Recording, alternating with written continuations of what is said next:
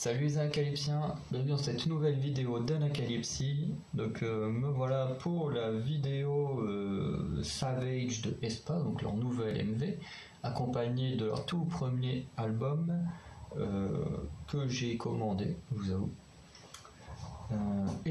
Du coup je vais refaire la vidéo parce que je l'avais commencé, j'ai vu à peu près les 3/4 du MV et il y a, je sais pas si ça arrive à tout le monde, mais vous savez, tous ces faux numéros publicitaires et tout ça là qui n'arrêtent pas de popper là, c'est insupportable. Et là forcément il y en a un qui m'appelle pendant la musique là. Donc voilà, je vais du coup relancer le truc et on va du coup le voir ensemble, espérant que cette fois il me rappelle pas pendant la vidéo.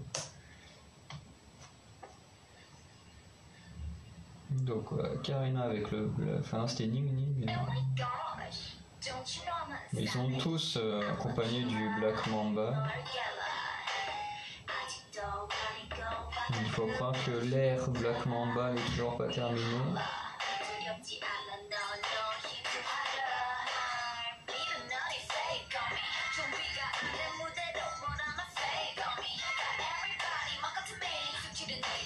Et du coup ouais, on va juste regarder, et comme il y a beaucoup de détails intéressants dedans, on va le regarder et ensuite je reviendrai, je remettrai la vidéo mais sans le son pour reparler un peu de pas mal de petits détails intéressants.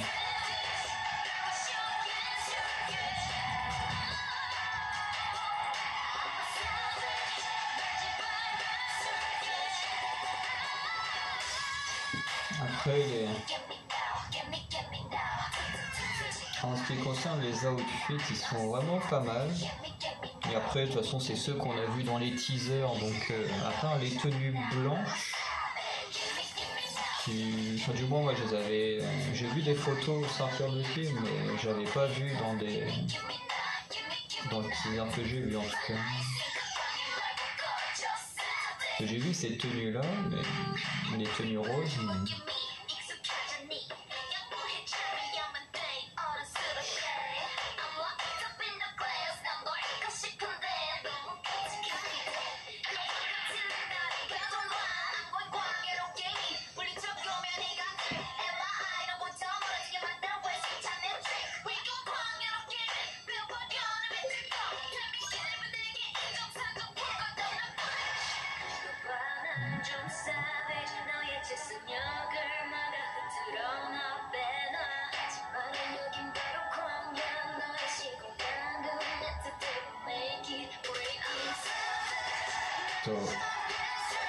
Mais Winter, elle est pas censée représenter l'étoile. Enfin, son symbole, c'est pas censé être l'étoile.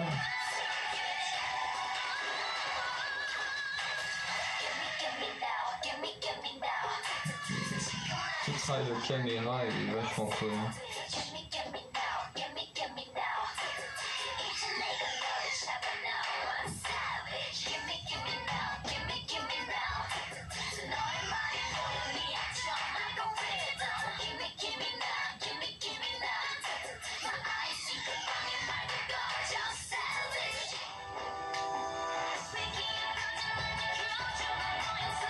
Bon, moi c'est bon parce que maintenant je me souviens de son nom. Finalement, il a bien fait d'avoir une deuxième prise. Hein. Mais Mavis, j'avais oublié son nom dans la première version.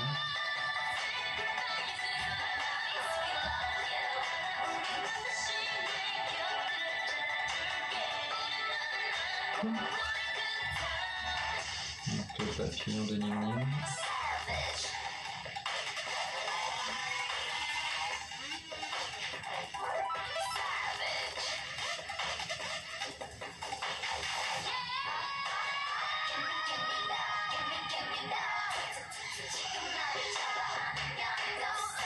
Allez, ça c'est les tenues des premières photos teaser.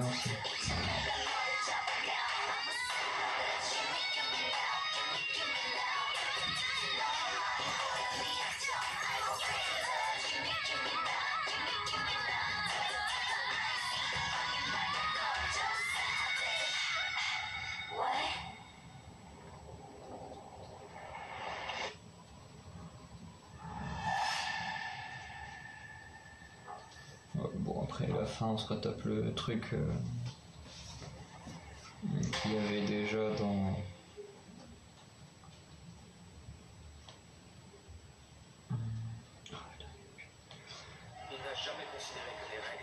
Donc voilà, pour le MV qui est plutôt pas mal. Alors j'avoue qu'en termes de musique, va falloir que je réécoute l'arrière-son. Non, je voulais pas ça. L'arrière-son a l'air vraiment pas mal. Après les paroles, c'est vrai que c'est quasiment que du rap, ce qui est pas non plus mauvais et tout, mais j'ai l'impression qu'on reste toujours sur une même vibe, il n'y a pas vraiment de hausse ou de baisse de son, enfin de ton dans la voix, c'est vraiment, tout est assez dans le même niveau et c'est un peu dommage. J'aurais aimé plus des vagues, enfin façon de parler, je pense que vous avez compris ce que je veux dire, quoi, qu'on monte, qu'on baisse la voix et tout ça, que là on est quasiment tout le temps dans le même niveau. Et voilà, après on a une sorte de petit break à la fin, très électro et tout, qui était sympa aussi. Même si d'habitude je suis pas fan de l'électro, mais là je trouvais que ça colle plutôt bien avec le groupe. Ensuite la chorégraphie, j'ai hâte de voir la danse practice parce qu'elle a l'air vraiment pas mal. Il y a vraiment des petits trucs super, le travail de caméra à un moment, de toute façon on reviendra dessus, est vraiment génial. Après les outfits, j'en ai déjà parlé. Les lieux, bon, j'ai peut-être me répéter, c'est vrai que c'est un peu dommage pour un label, le label qui a le plus d'argent de tout le pays, de faire un truc entièrement en intérieur, mais bon, il y a beaucoup d'effets spéciaux et tout, donc bon, on va dire que ça compense, le fait d'être en studio, hein. Mais en soi, le truc est plutôt pas mal. Donc on va revenir un peu sur des petits détails. Alors je sais pas pourquoi mon début il me le bloque à chaque fois. Alors ouais, on a Ling Ling, hein. C'était bien avec le Black Mamba derrière, Gisèle aussi entourée, Hunter aussi. Parce que des petits détails que je trouvais très intéressants, notamment vers le début. Donc je vais vous dire à chaque fois où est-ce que j'ai mis sur pause. Donc là, quand vous allez à 20 secondes, on retrouve Karina. Donc pour ceux qui ont vu, parce que je pense ce MV en termes de compréhension fonctionne mieux quand on a vu tous les trucs avant, c'est-à-dire les MV, peut-être les teasers avant Black Mamba qui présentaient les personnages, et je pense également le petit film, le petit court-métrage qu'ils ont sorti. Puisque là, actuellement, on a deux clins d'œil du fait que Karina touche dans le vide et que ça fasse une sorte de petite vague et tout. On l'avait déjà vu dans sa vidéo présentation où Karina, en touchant le truc, faisait qu'elle se retrouvait avec son avatar et qu'elle pouvait se parler. Donc là, ils font la même chose, sauf qu'on a cette Hey Karina en mode avec toute la fumée noire et tout, donc comment dire, elle est manipulée par le Black Mamba. Le Black Mamba a réussi à prendre le contrôle de l'avatar de Karina. Et cette image-là, on l'a vue à la toute fin du court-métrage épisode 1 Black Mamba, une connerie comme ça. À la fin, c'est bien le Hey Karina qu'on voit face à elle avec toute cette fumée bizarre autour. Donc là on a déjà un double clin d'œil à des projets qui ont été présentés avant. Juste après on enchaîne avec plein de Gisèle, qui en plus ont l'air à moitié de bugger. Là, je suis à 28 secondes et à part la vraie Gisèle, toutes les autres ont une sorte de coupure de lumière rouge au milieu du visage. Donc un peu comme si c'était toutes des clones ou des choses comme ça et qu'il n'y avait que la vraie Gisèle qui était normale. Donc ouais, là, quand ils se concentrent que sur leur tête, on voit ça bug comme s'ils n'arrivaient pas à la voir en normal. Après, là, à 42 secondes, alors ce qui est très intéressant, c'est qu'on a plein de tuyaux partout avec ce grand œil dans le fond, grand œil avec plein de tuyaux et tout, mais il n'y a pas que des tuyaux noirs, il y a aussi le Black Mamba qui est accompagné de petits serpents. Quand vous faites bien attention, il y a 2 petits serpents qui suivent le Black Mamba. Et le fait de faire des gros tuyaux noirs comme ça, c'est pas déconnant parce que ça permet de comment dire.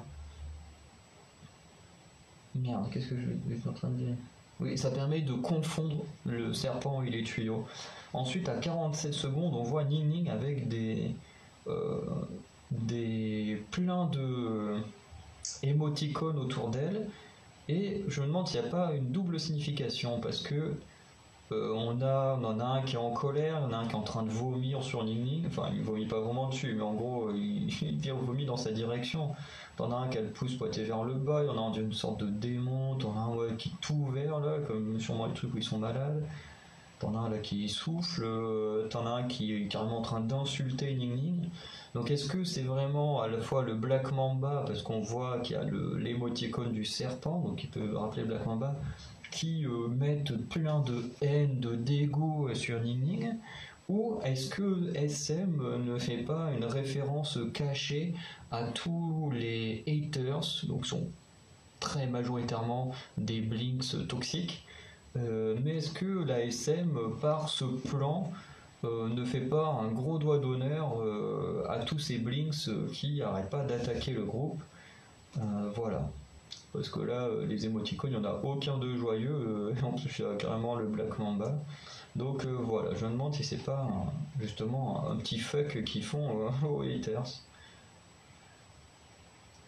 Alors après, à 50 secondes, on a des trucs de fumée à moitié vivant qui vont sur Winter, et j'avoue que là, j'ai aucune explication, je comprends pas trop la symbolique. En tout cas, ça a l'air d'être des trucs volants.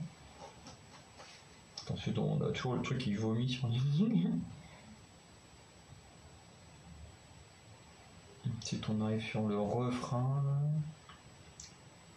Le refrain, je sais pas s'il y a grand chose d'intéressant. En tout cas, on a tout autour d'elle qui a pas l'air d'être vraiment matérialisé. Il y a des choses qui se matérialisent pas. Qu'on a vu là, Gisèle qui faisait apparaître un truc dans sa main. Donc, après, elle a les lunettes de réalité virtuelle. Donc, bon, oui, Ning Ning a toujours ses papillons partout avec elle.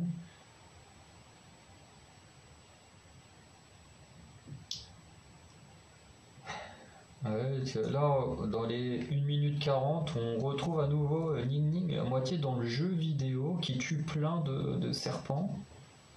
Après, est-ce que c'est la réalité ou pas? C'est un peu l'écran fait un peu comme si c'était dans un jeu, mais en même temps, Winter est en train de buter des serpents, donc dans l'épisode, le court-métrage qui a été sorti, elle tuait des soldats dans le jeu vidéo, donc là voilà. Ouais, c'est vraiment un jeu de parce que voilà, là, le perfect et après les 4 combos. Là, on retrouve à 1 minute 46, 47 comment dire, le logo du Black Mamba sur le téléphone qu'on avait déjà vu également dans le court métrage où quand le logo apparaissait c'est qu'il venait contrôler les choses et foutre la merde. Et là on a carrément Karina qui jette son téléphone avec, quand on regarde ses yeux elle a des lentilles. Je sais pas si ça a vraiment un symbole. Bon bah là elle a les yeux fermés moi sur mon écran, mais elle a une lentille verte et une lentille rouge je crois, si j'ai bonne mémoire. Après est-ce que ça a une signification ou pas, j'en ai aucune idée. On a le petit placement de produit de Apple qui est assez marrant.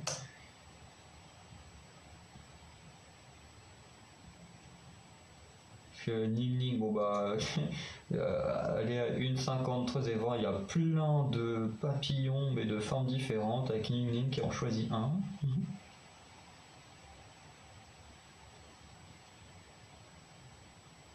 À mon avis, la chorégraphie, à mon avis, elle va être vraiment pas mal.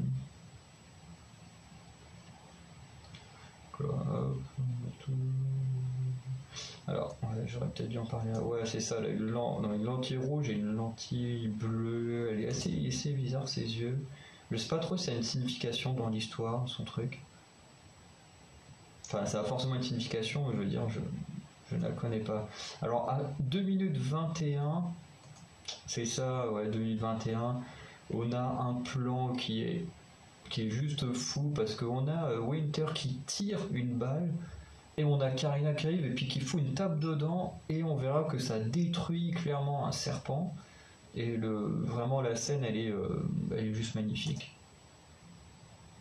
Parce que ouais, elle fout un coup de poing, pareil. En fait, un peu comme Gisèle, on l'a vu plus tôt, son poing quand elle le ferme, il y a une sorte de truc comme si son bras devenait blanc métallique, enfin comme si un truc métallique venait sur son bras. Et là, boum, elle donne une impulsion à la balle. Et vraiment, enfin une impulsion, la balle est déjà rapide, mais elle rajoute de la puissance en vie dans la balle et le truc est magnifique. Alors là, juste après, on a ce fameux plan, là, ils font des mouvements de tête avec la caméra qui suit le mouvement de tête, c'est génial. Après, tout le liquide qui ressemble à du mercure, je sais pas trop comment l'interpréter à part le sang du Black Mamba, ouais, je sais pas trop comment l'interpréter, parce qu'elles ont pas l'air d'être inquiétées, mais en même temps, elles ont pas l'air non plus de vouloir trop se salir les pompes. Donc après, on a Navis qui arrive. Donc là, elles sont toutes contentes de la trouver. Là.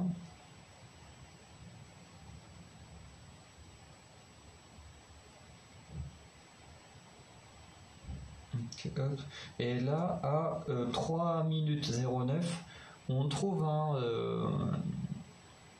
une référence à nouveau au court-métrage. Donc je vais appeler le court-métrage, comme pour l'instant il n'y a pas encore eu d'épisode 2, 3, machin. Au court-métrage, puisque, bon, alors déjà on retrouve Karina, Winter, Nining et Gisèle en animation. Bon, ça on les avait pas vus en animation dans le court-métrage. Mais il y avait ce même plan où on avait les avatars avec Navis. Alors je sais plus si c'est les avatars ou les vrais membres. Je sais plus, ça fait longtemps que j'ai vu le truc. Mais du moins, il y avait soit le quatuor d'avatar, soit le quatuor humain, du coup, qui était avec Navis, et Navis ouvrait un portail qui permettait, du coup, d'aller ailleurs. Enfin, voilà, c'est un portail temporel, quoi. Enfin, spatio-temporel, plutôt. Et du coup, là, on retrouve absolument ce même truc de Navis qui ouvre, parce qu'elle est la seule à pouvoir ouvrir des portails comme ça, si j'ai bien compris le court-métrage.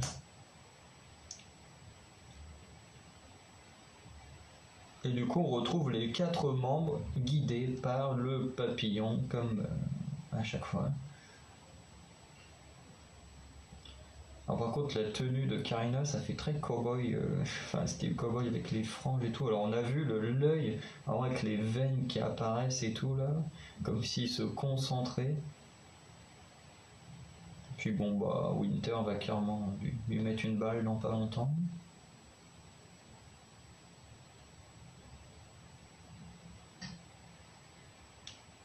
Alors par contre, j'ai un peu de mal avec ce plan là dans les 1 minute, 3 minutes 48, 49. Parce qu'en fait, Winter, elle bouge à la normale, mais tout autour est ralenti.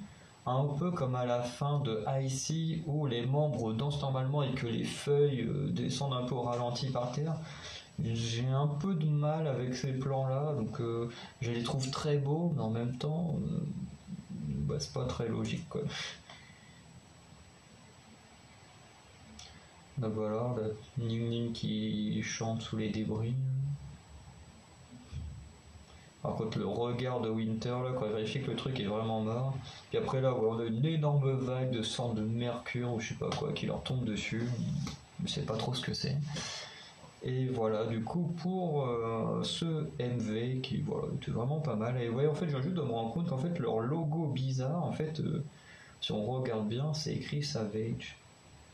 Moi, je le voyais comme un vieux truc tribal, là, comme les vieux tatouages tribal là, que tu te fais. Là. En fait, non, c'est-à-dire Savage avec le cœur au milieu de Karina.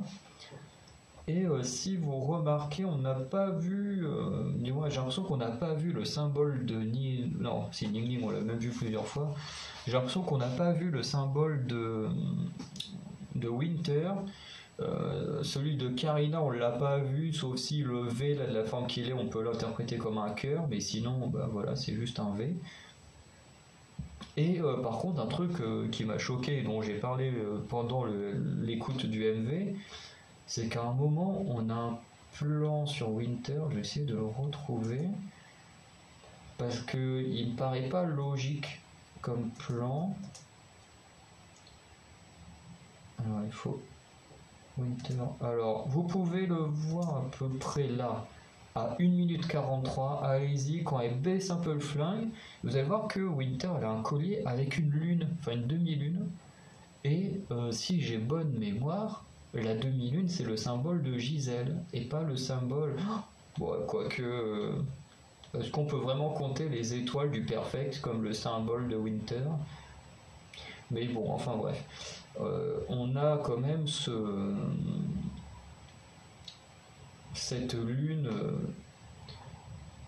Cette lune à son collier alors que c'est censé être le symbole de Gisèle. Et je sais pas si vous avez vu, mais elle avait des coordonnées géographiques sur son t-shirt. Mais j'ai aucune idée de ce à quoi ça correspond. Donc on va arrêter la vidéo là, je pense qu'on a été assez loin dans les explications. J'avoue qu'on le fait pas avec les autres MV, hein, même avec Twice qui est mon groupe préféré, mais je trouve que aespa c'est vraiment le groupe où il y a le plus de choses à analyser, il y a énormément de détails partout. Et comme elle raconte une histoire et que tout est connecté, que ce soit entre l'épisode 1 autour de Black Mamba qui s'embrique avec les MV, les petites vidéos qui présentent éléments qu'on aurait pu penser être juste des vidéos de présentation peuvent également s'embriquer dans l'histoire. Donc c'est vrai que, de toute façon ils appellent pas ça le SMCU pour rien, hein, parce que c'est un monde ouvert, et que du coup il y a plus de choses à rechercher et à essayer d'expliquer. Donc j'espère que cette vidéo vous aura plu, puisque quand même aespa c'est mon top 3, enfin c'est dans mon top 3, donc voilà. Et du coup je vous dis à très bientôt pour de nouvelles vidéos. Là j'ai encore 2 MV et 3 danses practice à tourner, donc je vous dis à très bientôt. Salut!